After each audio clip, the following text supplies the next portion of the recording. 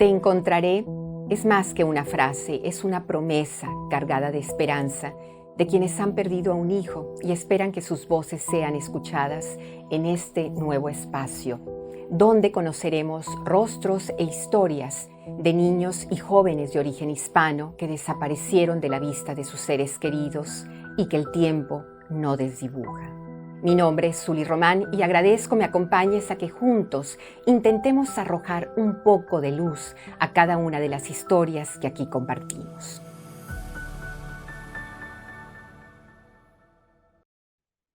Te doy la bienvenida a este nuevo episodio de Te Encontraré, espacio en el que compartimos rostros e historias también de extraordinarios reencuentros, de padres y madres, historias de quienes abrazan nuevamente a sus hijos, historias de quienes la palabra esperanza alcanza un sentido excepcional. Esta es la historia de Rosalba Peña y su nieta Natalia. Historia que comenzó en Texas con una discusión entre madre e hija por la custodia compartida de la pequeña.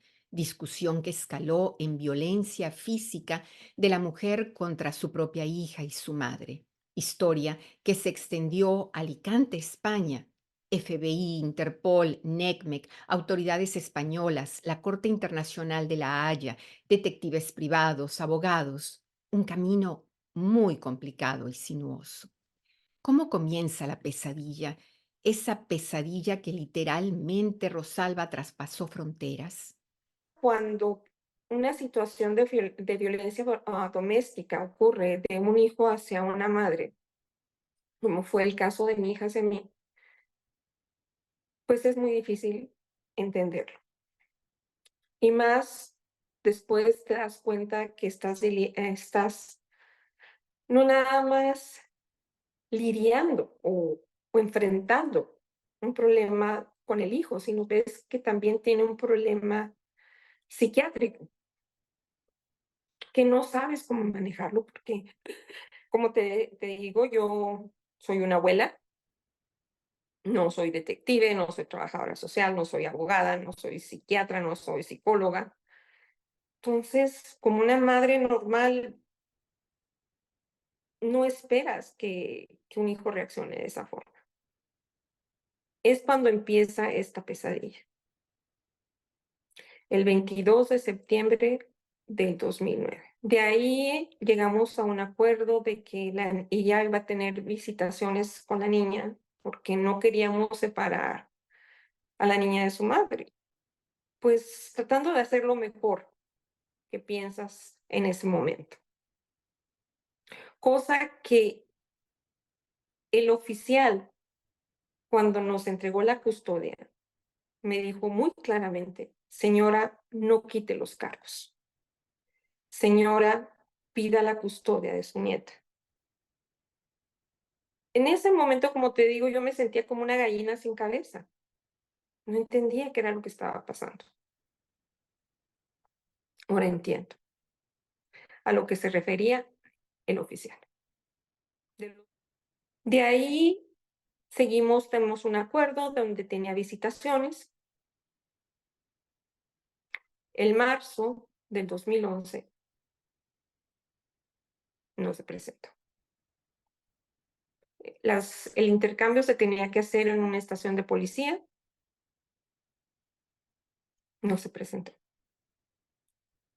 Hablo con mi abogada, me dice: haz un reporte, que hagan una alerta ámbar.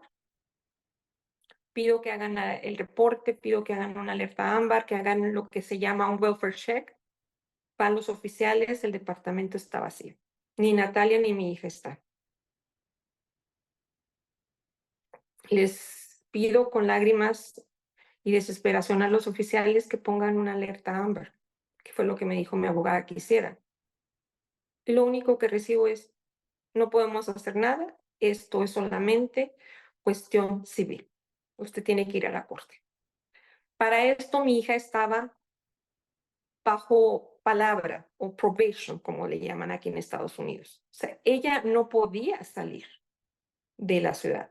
Las órdenes de la corte de la custodia decían muy claramente que la niña no podía salir ni siquiera de la ciudad tampoco. Estaban las órdenes muy claras. Si se hubiera activado la alerta ámbar, mi nieta no hubiera salido del país.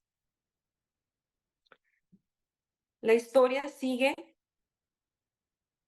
con días de zozobra que a nadie se le desea.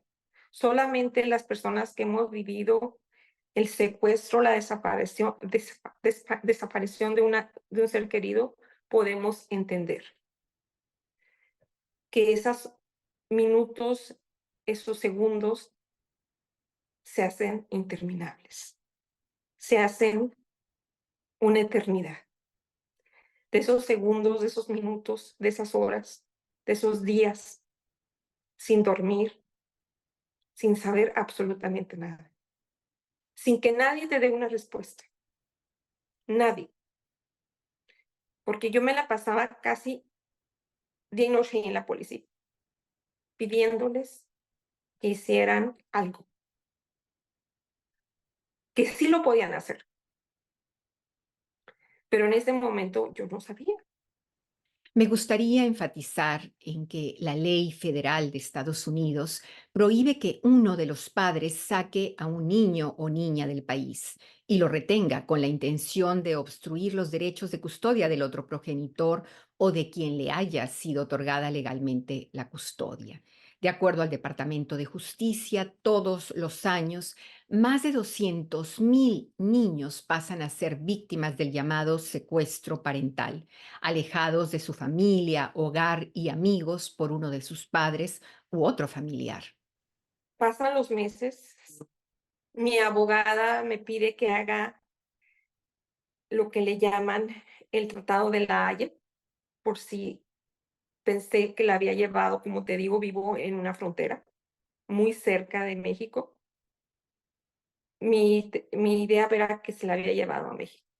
Al pensar que quizás se la había llevado a México, fue cuando yo contacté al FBI, porque me puse a buscar en internet qué se podía hacer en caso de un secuestro parental y más internacional. Te digo, el hecho es de que vivo en una frontera, pensando que la niña quizá estuviera en México.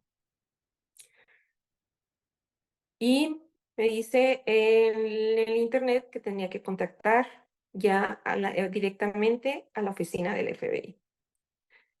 Tenemos una muy buena oficina del FBI, gracias a Dios, aquí en El Paso, una de las mejores. Los mejores oficiales del FBI están aquí en El Paso. Me atendieron inmediatamente. Yo fui un jueves a hacer el reporte. Ya para esto yo ya había contratado investigadores privados.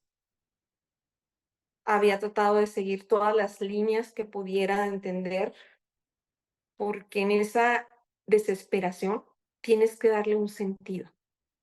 Si no, es una locura total. Y mi sentido me decía, el sentido de todo esto tiene que ser por algo. Y empecé a instruirme, a leer qué es un secuestro parental, qué instituciones se tiene que seguir, qué parámetros tenemos que buscar. Voy con FBI, llevo toda la documentación donde mi esposo y yo en este momento teníamos la custodia, donde decía exactamente que la niña no podía salir ni siquiera de la ciudad, donde mi hija estaba bajo probation, que estaba bajo palabra, que tampoco podía ir. Y te voy a decir, desafortunadamente, cuando voy a las oficinas de probation para decir, oye, ¿dónde está ella? Tú debes de seguir a su oficial a su supervisor oficial, que la tenía que estar supervisando. Me dicen que no pueden hacer un reporte hasta que no falte 3 semanas, 6 semanas, algo así, que eran casi 3 meses. ¿Cómo tú vas a decir que no puedes hacer el reporte de un fugitivo, una persona que que está bajo palabra y que no estás viendo dónde está? No vas a poner un reporte de fugitivo. Hablando con el fiscal general de aquí El Paso, le hago de entender Para esto me vuelvo la pesadilla de la policía, de la fiscalía, pidiendo respuestas. Entonces voy con FBI, llevo todos mis reportes, llevo toda mi documentación. Empecé a escribir una bitácora, qué días, qué horas, con quién había hablado, qué me habían contestado, qué me habían dicho, cuáles eran los pretextos o, o las respuestas vagas con las que se escudaba. Todo eso se lo llevé a FBI. FBI toma el caso, ponen la alerta amarilla, que es una alerta internacional, que es muy diferente a la alerta Amber. Aquí es donde mucha gente se confunde. A nivel internacional, Interpol pone una alerta que se le llama amarilla cuando hay la desaparición de una persona, en este caso un menor. Fue un jueves, el martes me avisan en junio, ya estábamos en junio, que la niña se encuentra en España, que el pasaporte, se me han emitido un pasaporte en nombre de mi hija y otro pasaporte en nombre de mi nieta, y ambas estaban en España. Y ahí fue un pequeño suspiro, saber que estaban vivas. Solo el hecho de saber que estaban vivas ya para mí me dio esperanza. Porque te estoy hablando por 4 meses, no saber si estaban vivas o muertas. Eso yo pienso que es lo más terrible, es morir en vida. De ahí empezamos al decirme el oficial de que las encontraron en uno de los pueblos menos conocidos de España, nada más exclusivamente para veraniego para los españoles, que era Elche y Alicante. Pues yo me quedé, pues nunca había escuchado de ellos. Escuchas de Madrid, de Barcelona, de Toledo, pero dije, pues ¿dónde queda? Me meto al mapa a buscar, a hacer Google, ¿verdad? A buscar en internet, gracias a Dios tenemos esa arma. Y dentro de mi fe, pido a mi Padre Dios, soy una mujer de fe, ¿qué más puedo hacer? Y es cuando en internet aparece NCMEC. Te voy a decir que hay un antes y un después de NCMEC. National Center for Missing and Exploited Children. Al hacer mi llamada a NCMEC, a las 3 de la mañana, me contestan al día siguiente a las 8. Me piden que mande fotografías de la niña. Gracias a Dios, una semana antes del secuestro, había yo llevado a la niña y junto con mi otro nieto y mi hijo a tomarnos unas fotografías, porque se acercaba Pascua. Y quería tener unas fotos de mis nietos con sus vestidos de Pascua. Había puesto un vestido muy bonito para Natalia y le habían tomado unas fotografías preciosas. Me pide el oficial, mi case manager, que le mande por favor toda la información por fax y por correo electrónico. Pues inmediatamente la mandé. Digo, todo la tenía por orden, por fechas, archivada, en PDF, donde me lo pedían. Ya estaba listo, se mandaba. Eso creo que fue algo que ayudó muchísimo y agilizó todos los trámites. El poder organizarme, el poder tener esa bitácora, el poder tener en orden todos los documentos para el momento en que me los pedía tanto algún oficial del FBI o algún policía, inmediatamente los tenía a la mano. De ahí, NCMEC recibe toda esa información, hacen el volante o el flyer donde está, entonces ya le digo que pensamos que está en España, por eso aparece en el volante. Y ese volante fue la diferencia. Fue entre el sol y la luna. Al momento que saber que Natalia está en España, tengo que hacer toda la documentación con Departamento de Estado y Departamento de Justicia. Mando toda mi información para que ellos la tienen que mandar a la autoridad central en España. Todavía sin tener una seguridad exactamente dónde estaba Natalia. Lo que el reporte que nos daba FBI era que veían a mi hija, pero no veían a la niña. Mi hija se hacía pasar por cardióloga, se anunciaba como cardióloga. Por esa razón fue que pudieron encontrarla. Lo que FBI me comentaba era que posiblemente Natalia iba a ser traficada a África. Había un grupo de personas que tenían conexos en España por diferentes formas, pero pues ya ellos sabrán lo que hacen. No quiero darles demasiada importancia a estas personas. Las autoridades, ¿cómo colaboraron en la búsqueda de Natalia? ¿Qué es lo que aprende una abuela que nada más cuidaba nietos? Aprende a ser detective, aprende a ser abogado, aprende a ser psicólogo, aprendes a exigir. Entonces, llevaba todos mis documentos, le enseño el volante de Natalia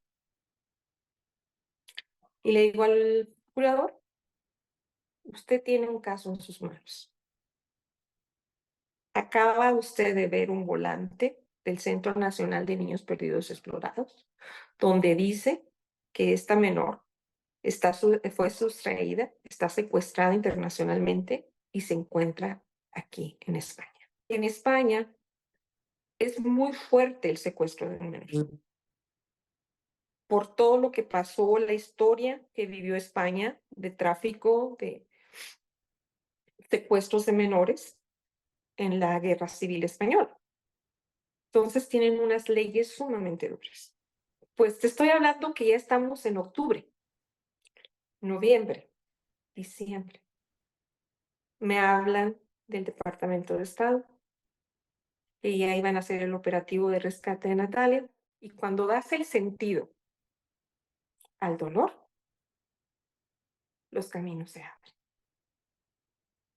Cuando pones a trabajar todas las instituciones por un bien y en una forma, en una razón, a un propósito, los resultados se dan.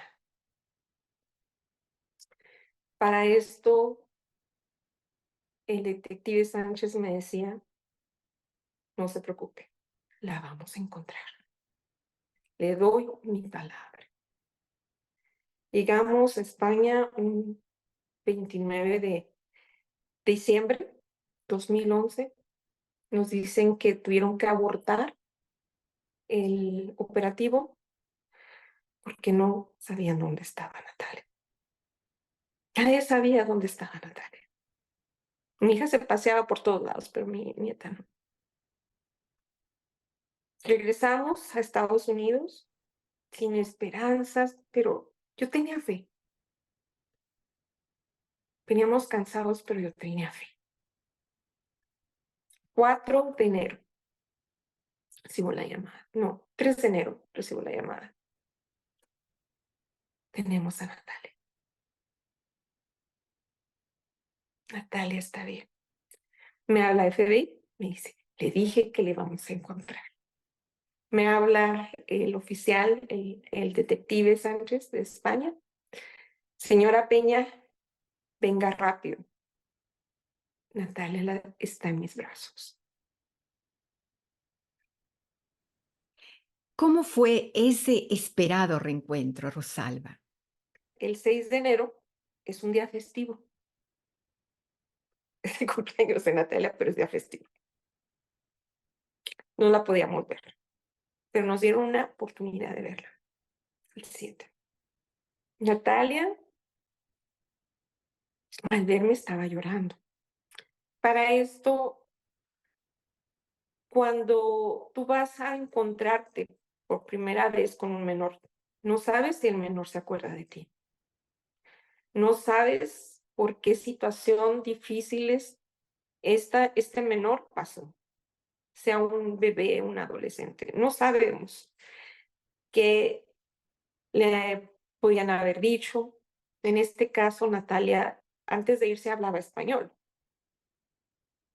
Cuando la recuperé, no hablaba absolutamente nada de español, porque es una forma que usan para incomunicarla.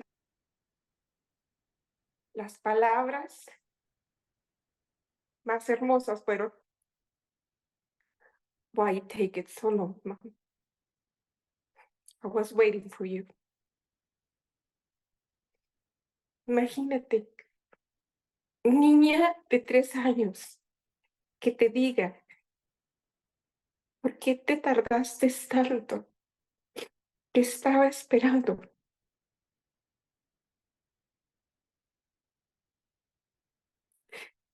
Yo llevaba uno de sus juguetes preferidos, monos de peluche,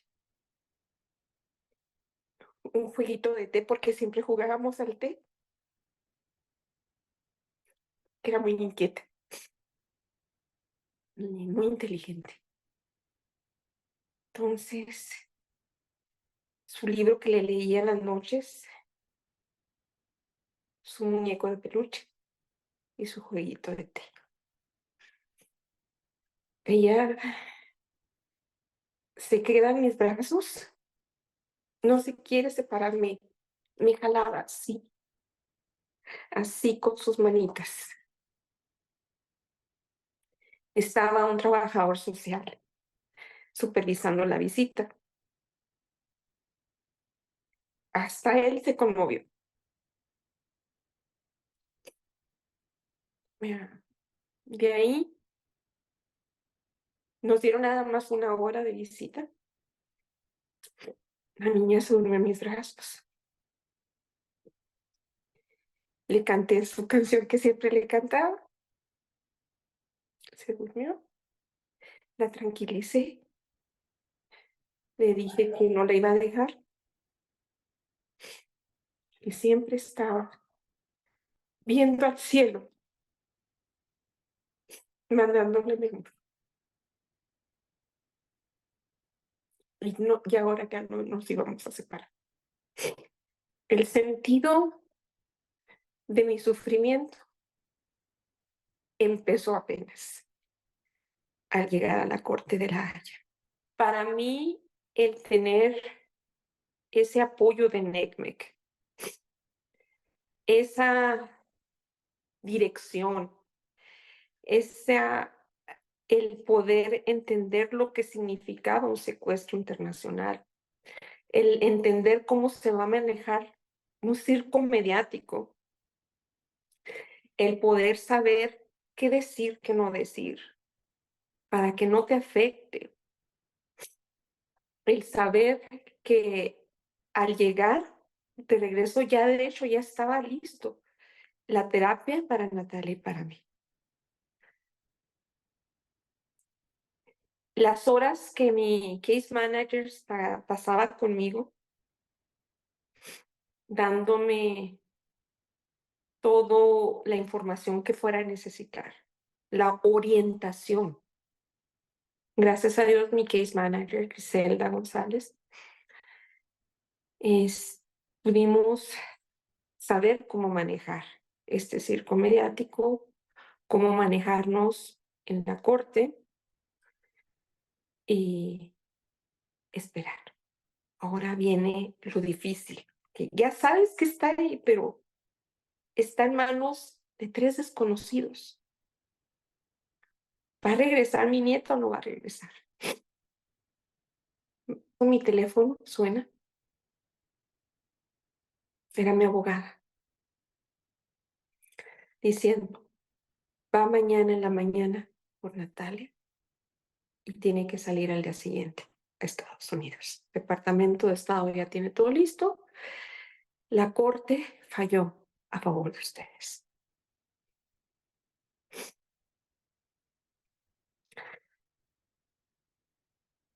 Como se hizo el circo mediático, la televisión española quería una entrevista. Se la dimos caminando con Natalia ya en mis brazos. Cuando yo recuperé a Natalia, Natalia no había crecido, no había subido de peso. Su carita se veía muy ceniza.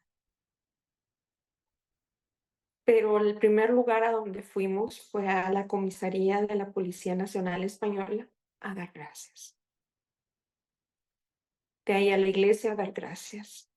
Y ahí dimos la entrevista, caminando por las calles de Alicante, con mi niña en brazos. ¿Cómo ha sido el proceso emocional después del reencuentro? ¿Qué tan difícil ha sido para ambas? Pues ha habido mucho daño por parte de mi hija hacia mi nieta, por tantos años, muchas cosas que han sucediendo, pero hay que enfocarnos en lo que es lo más importante, que es Natalia. Su estabilidad física, su estabilidad mental, emocional. Natalia es una niña que durante 3 años ha ganado el premio de la mejor estudiante en El Paso, que ha sido excelente estudiante. Ella sabe lo que le pasó. Llegó un momento en terapia que se le tuvo que decir, porque la corte seguía dándole visitas a la madre y la madre seguía haciendo daño. ¿Cuál es la lección por compartir con otras madres y padres que buscan a sus hijos? Cuando una parte falla, el sistema se colapsa. Eso lo vi yo. Si al momento que yo le pedí al oficial, cuando se hizo welfare check y se dieron cuenta que el departamento de mi hija estaba vacío, se hubiera puesto la alerta AMBER a nivel nacional, la niña no hubiera podido salir del país y nos hubiéramos quitado todos estos meses de sufrimiento. Pero el hubiera no existe. Entonces, el estarme pensando o el estar culpando tampoco me trae respuestas. Entonces, es dar un sentido a mi dolor para que un niño y una madre no vuelvan a pasar por este dolor. Por esa razón me he vuelto una vocera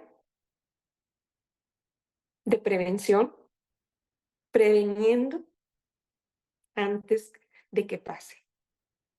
Pero cuando pase, como les digo a muchos padres, sepan que no están solos, que NECMEC siempre va a estar para ellos.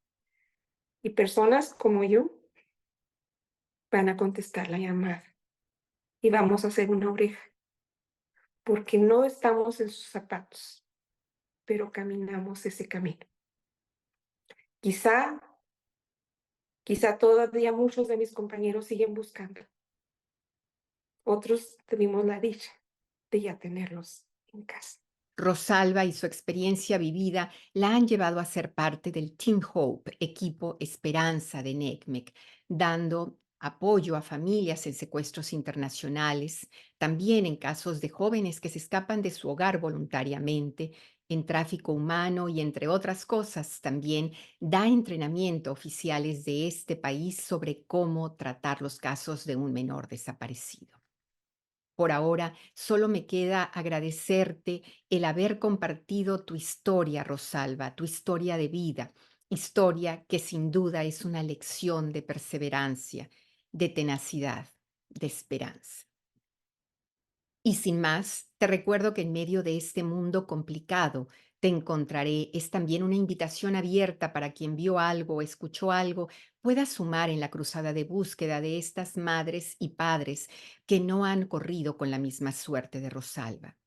Te invito a escuchar o bien a volver a escuchar los episodios de la primera temporada sobre los casos abiertos de Joshua Quechaba Sierra García, de Tami y Diego Flores y de Victoria Marquina. Si tienes información que pueda llevar a su paradero, Puedes comunicarte directamente a las oficinas del FBI Los Ángeles al 310-477-6565 o bien a través de tips.fbi.gov, al Centro Nacional de Niños Desaparecidos y Explotados, NECMEC, al 1-800-843-5678, o también te puedes comunicar a Crime Stoppers al 1-800-222-8477. Y, por supuesto, puedes contactarnos directamente a t.encontrare.podcast@gmail.com y su información será confidencial. Hasta muy pronto.